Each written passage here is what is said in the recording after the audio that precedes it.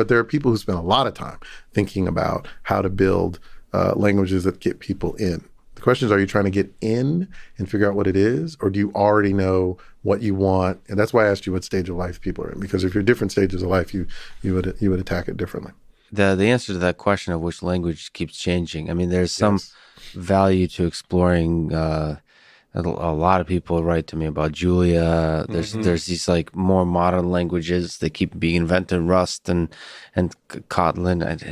There's stuff that for people who love functional languages like Lisp, that there apparently there's echoes of that, but much better in the modern languages, and it's worthwhile to.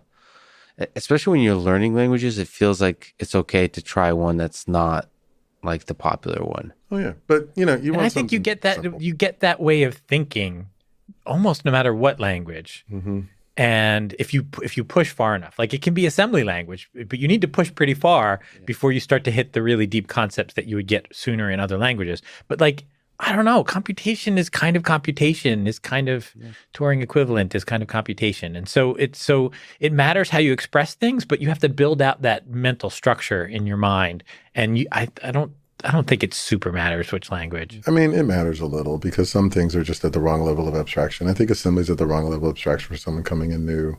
I think that if you start For someone coming in new. yes, and Sure. for frameworks, big frameworks are quite a bit. You've got to get to the point where I want to learn a new language means I just pick up a reference book and I think of a project and I go through it in a weekend. Right? You got to get there. You're right though. The languages that are designed for that it almost doesn't matter. Pick the ones that people have built tutorials and infrastructure around to help you get kind of ease into it, because it's hard.